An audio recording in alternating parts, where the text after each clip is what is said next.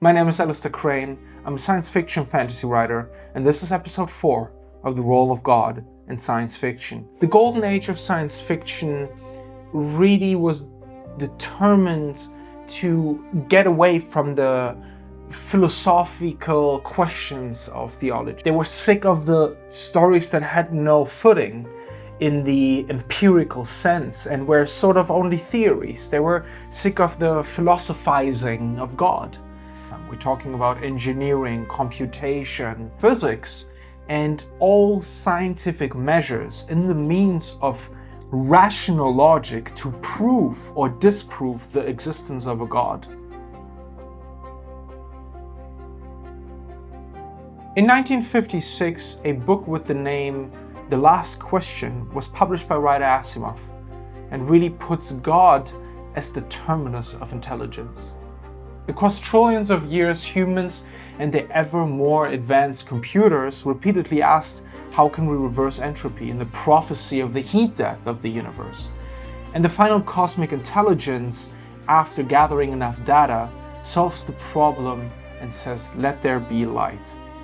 This was a theological revolution at the time. Asimov reverses the tradition of the Genesis. In the traditional Western story, God exists at the beginning, and the universe descends from him. And Asimov flips the script and says, well, God does not exist at the start. He is the intelligence that we become at the end, therefore bending time into a circular motion. What this establishes in the medium of science fiction is that this is a theology of the future and not a theology of the past. The cosmos is not a created order we live inside, it is a problem worth solving. The relationship to humans this implies is also new.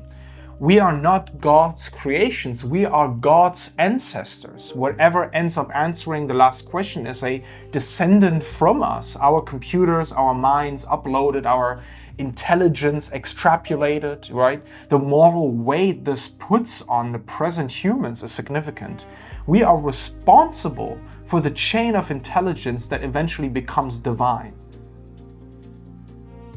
The next book we want to talk about is The Childhood's End, published in 1953 by Clarke, and who really treats theology as a transcendence through a biological event. The overlords who visit Earth look exactly like the Christian devil. They're described with horns, leathery wings, bobtails, and Clarke's explanation is theologically explosive. I mean, humanity's image of Satan is a racial memory. The end times figure of horror turns out to be the agent of salvation. And the apocalyptic imagery of the book of Revelation is reread as confused prophecy of an actual evolutionary event. This is one of the most audacious theological inventions of science fiction. I mean, salvation is not moral, but it's biological. That we can salvate our original sin through morphing and breeding and leaving our planet. He's more talking about evolution of our biology rather than a moral transcendence. We cannot look at science fiction without Miller's work. But in 1952, he published a work called The Canticle for Leibowitz that treats religion as a technology for survival, I'm assuming. After the 20th century nuclear war, a Catholic monastic order spends 1800 years preserving fragments of pre-war scientific knowledge. And they are helping building civilization up and achieve atomic technology again, which destroys the world again. As the second collapse begins, the church launches starships carrying priests to other worlds. Miller's theological argument is unlike anything we've ever seen until this point. He asks the question, what is religion even for? What is the purpose of the high institution of the religious church, of Christianity? Historically, of course, our species is consumed with self-destruction. Shouldn't it be the only purpose of the church to end our self-destructive nature or to help us in times of need? The answer is, well, religion is the human species' only proven long-term duration institution. It is their purpose to keep us from murdering ourselves through technology. Miller really has a pretty pessimistic view on us humans. He doesn't believe that we could ever change. Anyone who does promise a permanent moral improvement through technology is selling the same lie that produces the first nuclear war. Christianity is true in his book not because God's existence is demonstrated, but because Christianity correctly diagnoses the recursion.